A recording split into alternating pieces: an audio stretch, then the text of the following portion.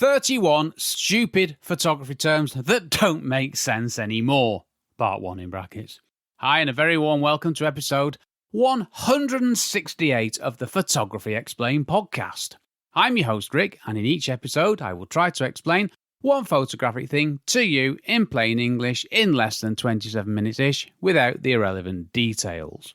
I'm a professionally qualified photographer based in England with a lifetime of photographic experience, which I share with you in my podcast. Here is the answery bit.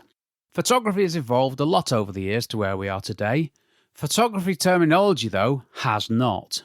There are photography terms that are simply not relevant in 2023. Just think about someone getting started in photography in 2023 who's been taking photos with a phone and nothing else.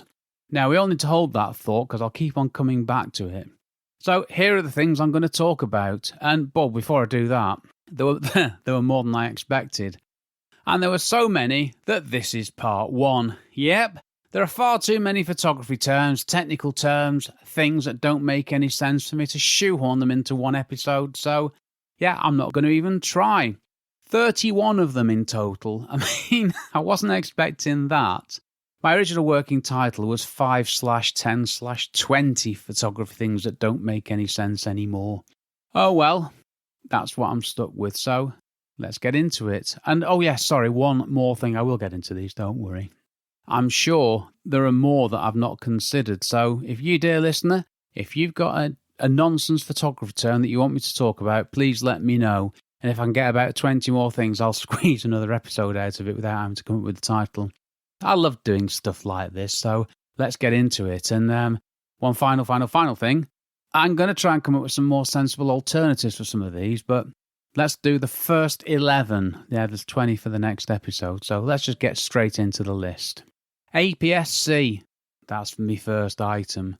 Mirrorless camera, DSLR, full frame, crop sensor, micro four thirds, exposure triangle, shutter speed, aperture scale, ISO.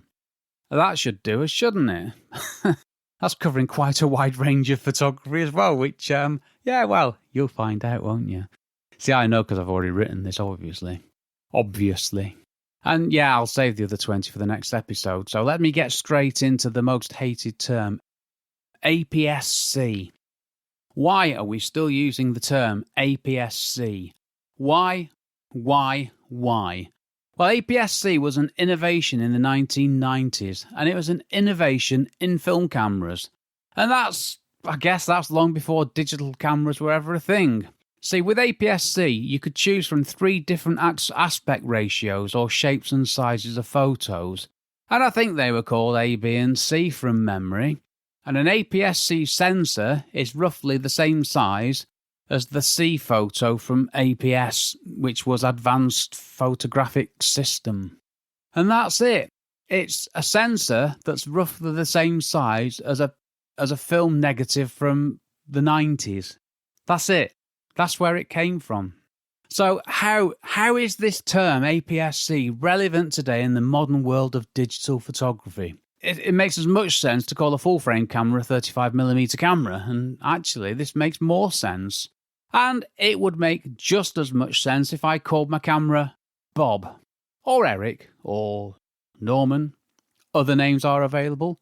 Not trying to favour anybody in particular there, obviously, because I'm called Rick. It makes as much sense to call a camera Bob as it does to call it an APS-C camera. Terms like this, they need to be got rid of straight away, and my benchmark, as I mentioned before, is someone trying to get into photography, and in 2023, they've probably got into photography first, taking photos on the phone. So they see the term APS-C and they try to understand what it means. And if they ever get to the root of the term, I mean, what are they going to make of it? What are they going to think?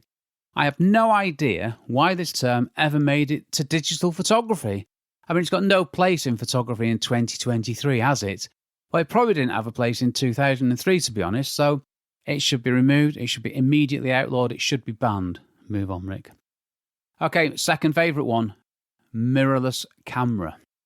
Go into a camera shop, say you want to buy a camera, and you'll probably be asked if you want a mirrorless camera. Well, certainly mirrorless camera will get mentioned somewhere, and this is nothing against the good folk who work in camera shops, nothing at all, because without these people, the world would be a much worse place, and you wouldn't have that place where you can go to ask for unbiased, independent, expert advice. So, nothing against folks in camera shops. Just wanted to make that clear.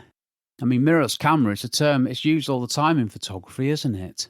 And do we ever think about it? Let's just do that right now. Yes, Rick, let's do that. So, mirrorless camera. Yeah, I've just started getting into photography and I wanted to buy a camera.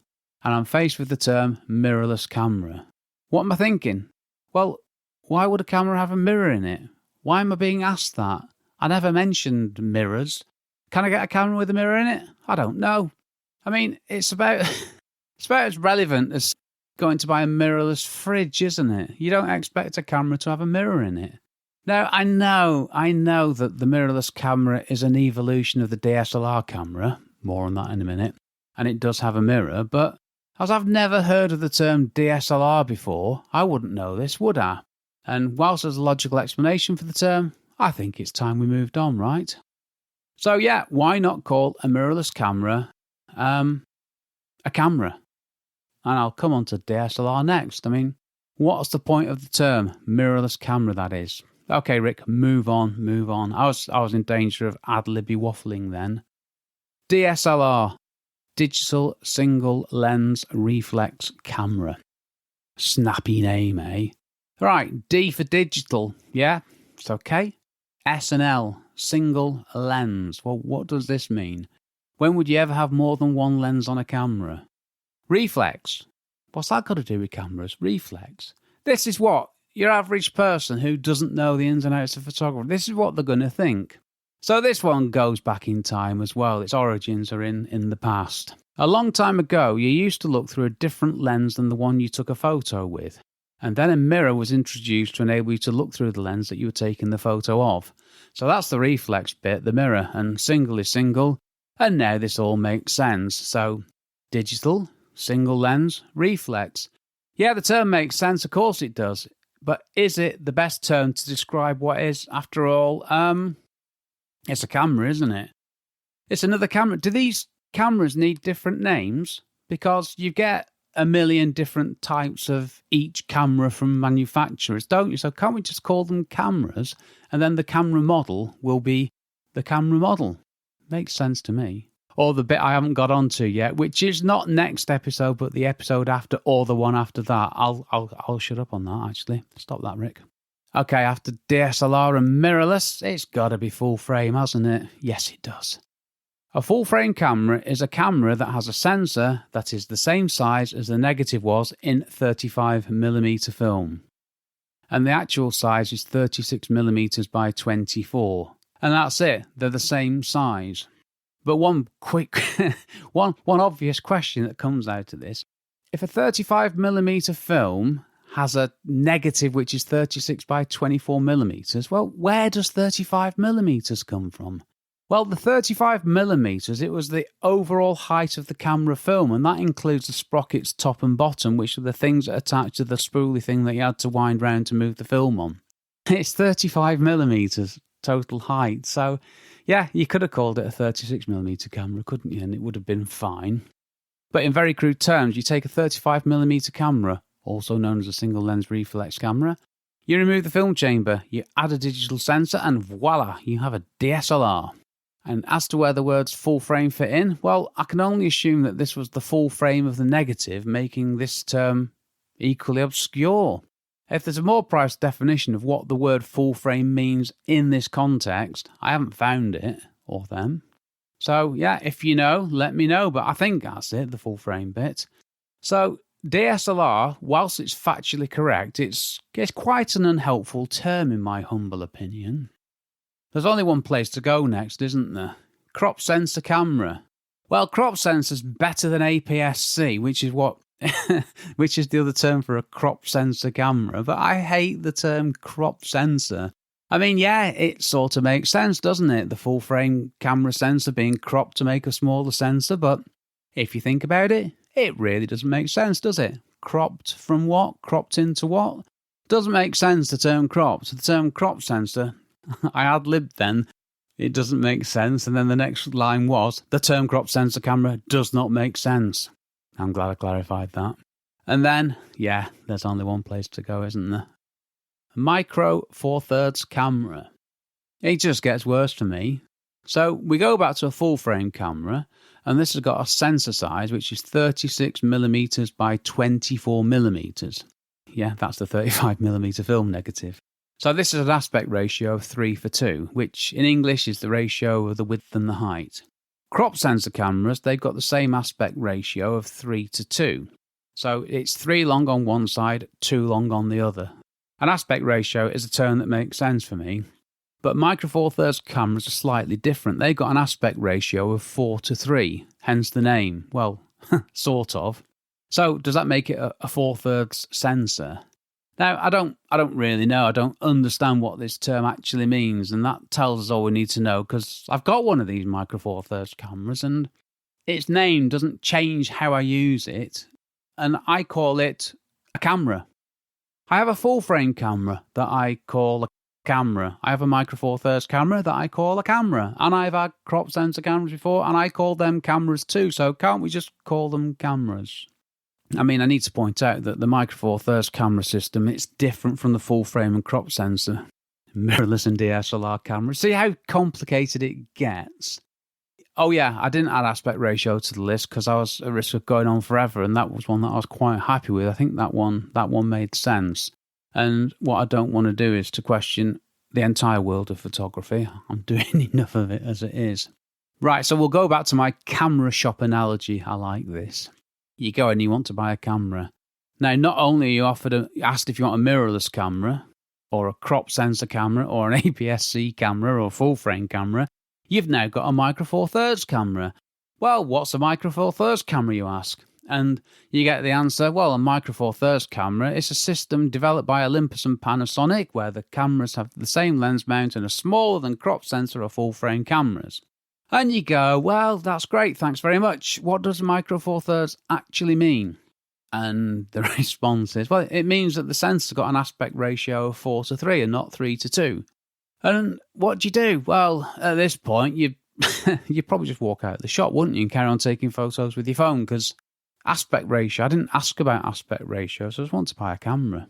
Yeah, I know, I have clearly got a problem with these terms, haven't I? And another thing, I'm sorry, I thought I was going to move on, but no, this is one that it really bugs me. Is a Micro Four Thirds camera a mirrorless camera? Yes, it is. But we tend to call them Micro Four Thirds cameras. So mirrorless camera, it tends to refer to crop sensor and full frame cameras, which have evolved from DSLR cameras, which have evolved from 35mm cameras. But there are those who call Micro Four Thirds cameras mirrorless cameras, and they're not wrong. I don't, and it might just be me on that one.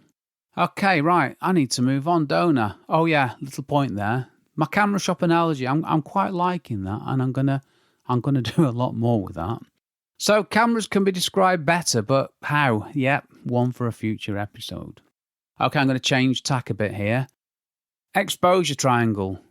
Yeah, exposure triangle. I mean, exposure's not a great term, is it? Now think about it. So I guess that's exposing the sensor to light. I don't know. That's okay. Exposure's not on my list. But the exposure triangle, if you really think about this, it doesn't make sense either. It just doesn't make sense. Let me ask you a question.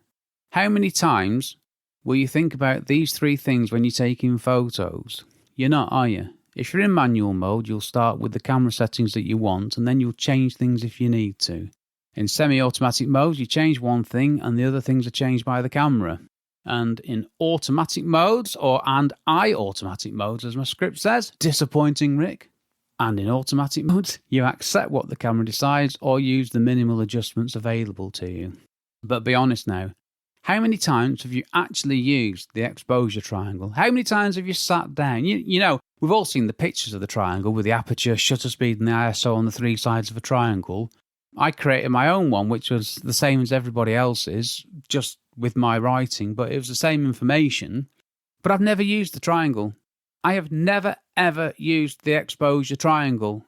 Ever. And have you?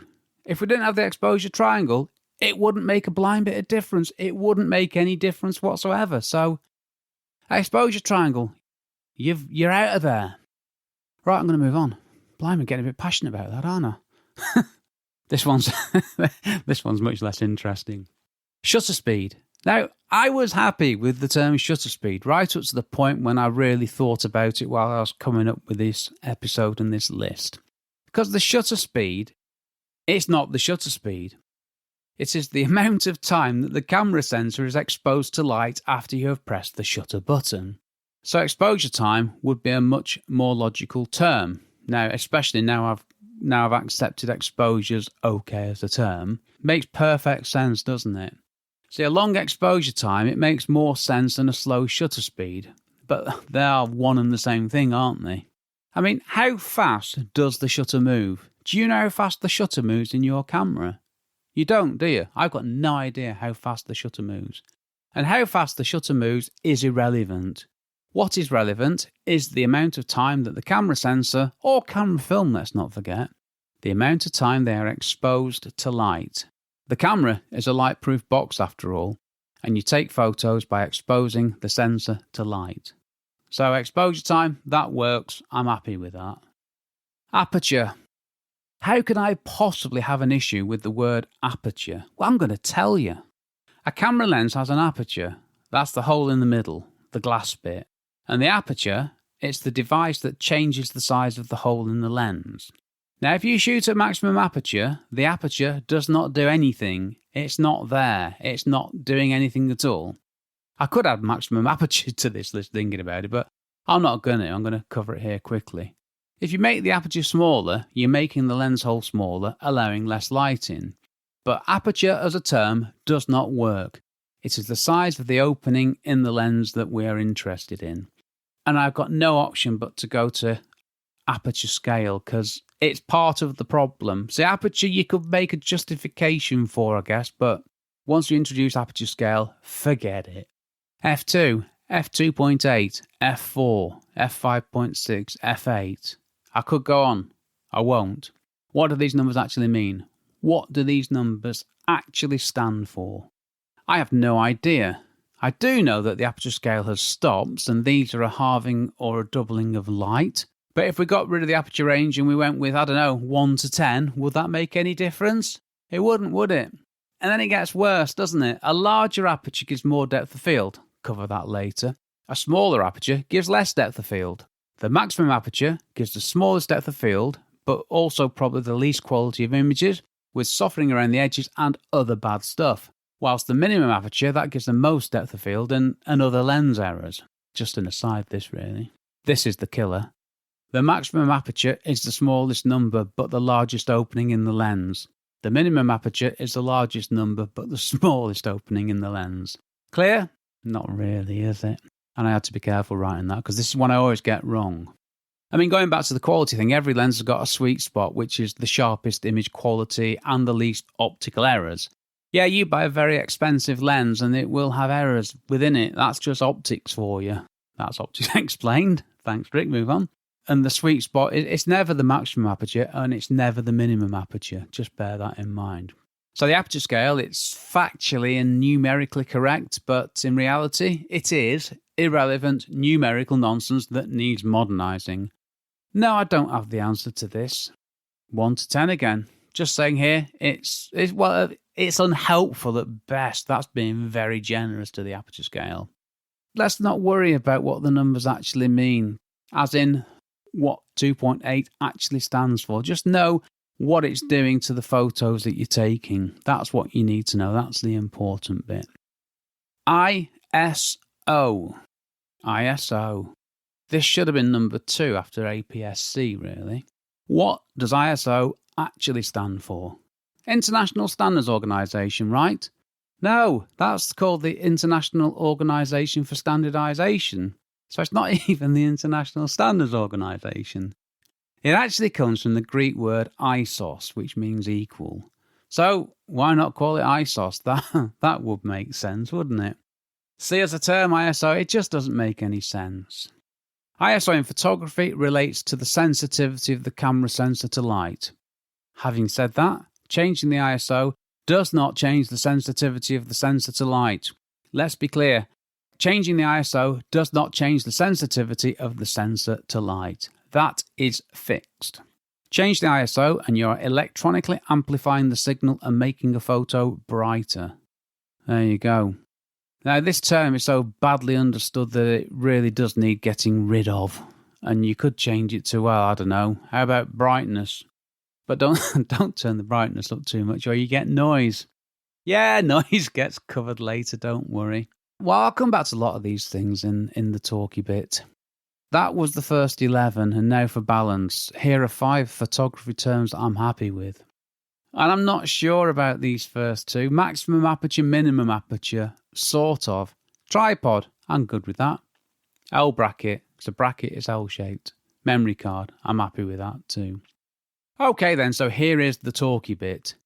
Now, these nonsensical terms alienate people from photography.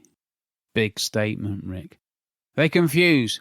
They make photography appear more difficult than it is. They are barriers to people getting into photography. Professional photographers understand this stuff, but others do not, and no surprise, is it? Photography is drawing with light. The most important thing in photography is what you include in a photo, what you're taking a photo of. A camera, it's a tool, isn't it, to take a photo? That's all it is. And a camera is a light-proof box with a hole in it. The camera sensor in the light-proof box converts the light into digital data. The lens focuses the light onto the sensor. The amount of light that gets through to the camera sensor is determined by how long the sensor is exposed to light and how much light gets through the hole, which depends how large or small it is. And that is photography.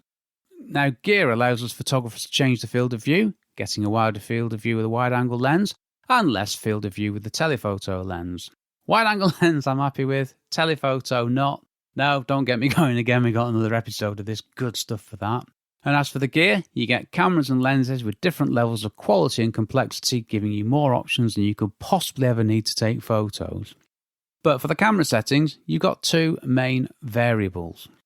Time the sensor is exposed to light, which turns out to be the shutter speed, and how much light gets through to the sensor, which is called the aperture. I know there is ISO, a term truly deserving of the scrap heap photographically, but let me explain a bit more about this. When a manufacturer makes a camera, they give it what is called a native ISO. And this is normally the lowest ISO value. So with the native ISO, the camera is performing as designed. Okay? With the native ISO, the camera is performing as designed. If you change to a higher ISO number, what you're doing is you're telling the camera to amplify what is being recorded electronically. Okay? I'll say it again.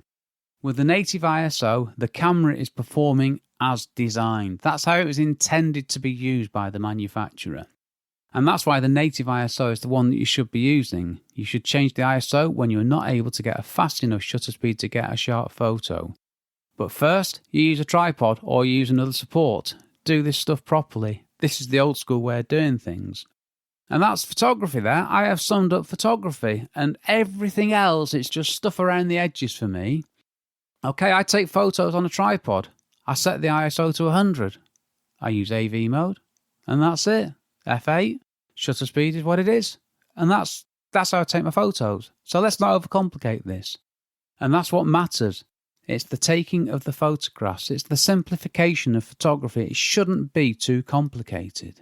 The other thing I want to say here is that I know I'm not explaining one photographic thing in this episode. I'm explaining a lot of stuff.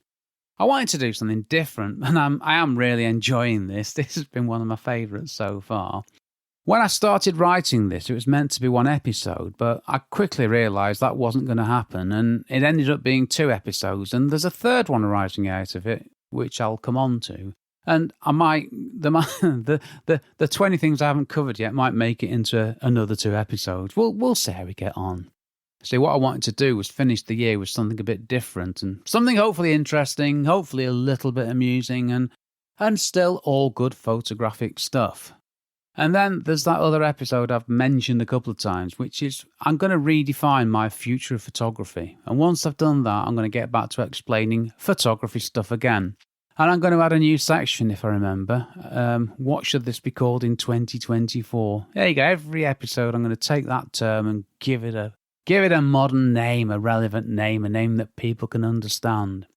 Okay, what if I use my phone to take photos and not a camera? Well, you take photos, don't you? You don't have to worry about a lot of this stuff. Sorted and move on. Oh no, sorry, you might want a camera.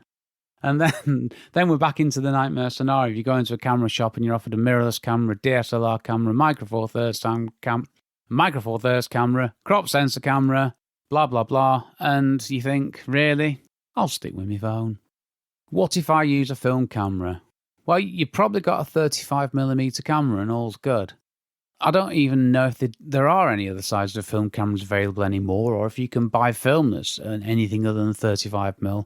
I mean, I'm sure there must be the odd one, but 35mm is by far the most commonly found, which of course are the precursors to DSLR cameras. So no, you've got a film camera and you're happy, and that's nice, isn't it? It's good. You worry about much less of this stuff. What do? Well, I bang on about stuff like this, don't I? Blimey, don't I go on? Yeah, I'm going to move on. Some thoughts from the last episode. How to care for your photography gear. This is what I do. You would have learned that I don't use a lot of gear. Actually, I use very little gear, and I like that. And I do what I do the same way every time. Yeah, I'm boring. So I got to the point in my life where photography for me, it's about what I include in a photo. It's about how I take the photo. I'm not really interested in all the other stuff. Too much of that's a distraction. So I don't have a lot of gear, and taking care of it's a doddle. I've made photography simple and easy for me. And my photos are much better as a result, and I've got a lot less gear, and I take up a lot less space in the house, so everyone's happy. So take that thought, dear listener. Photography is drawing with light. Photography is all about what you're taking a photo of first, and how second, and all the other stuff. You could just chuck it to one side, couldn't you? Next episode, well, the other 20 things. I'm sure more are going to come out of the woodwork. I'm sure I'm going to think of more things, but at the moment, 20 things that don't make sense anymore, and they include, quick tease here, focal length, high dynamic range, depth of field. I hate them. I really do. Yes, I do have quite a lot of anger in me about these terms, don't I? Okay, ask me a question. If you have a question you would like me to answer, or if you've got a photography term that you think is rubbish, just head over to the podcast website, photographyexplainedpodcast.com/start, and you can find out what to do. And if you just want to say hi, it's absolutely fine. Just say hi. Lovely to hear from you. Whatever it is you want to say to me. Right, I'm done. Well, this episode, it was brought to you by, it was a crisp sandwich today because I had last night's leftover curry earlier on, and that wasn't enough, so I had a ready salted crisp sandwich with mayo, washed down with an ice cold Diet Pepsi before I settled down in my homemade, acoustically cushioned recording emporium. I've been Rick McAvoy. Thanks again very much for listening to my small but perfectly formed podcast, it says here, and for giving me 27-ish minutes of your valuable time. I reckon this episode is going to be about 28 minutes long after I've edited out the mistakes and the other bad stuff. And if that's the case, I think that the next episode will be shorter and I'll make that into 2 because I'd like to get down to 20 minutes, really. So anyway, I'm done. Stop waffling, Rick. Move on. Thanks again for listening. Take care and stay safe. Cheers from me, Rick.